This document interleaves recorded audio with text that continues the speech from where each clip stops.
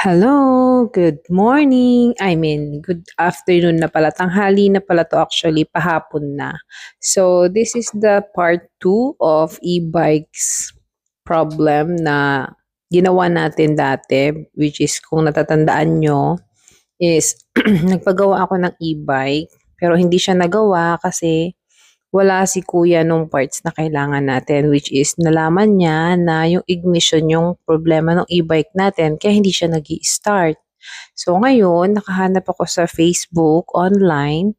Nag-try ako maghanap doon kung meron ba akong makikita na pwedeng makatulong sa akin na maayos yung aking e-bike ignition. So, meron naman ako nakita and then sinubukan ko siya kasi nga syempre online maraming scammers, 'di ba? Ganun. So, eto si kuya, nagpa-home service ako kasi sabi niya meron daw siya nung parts na kailangan ko. And then,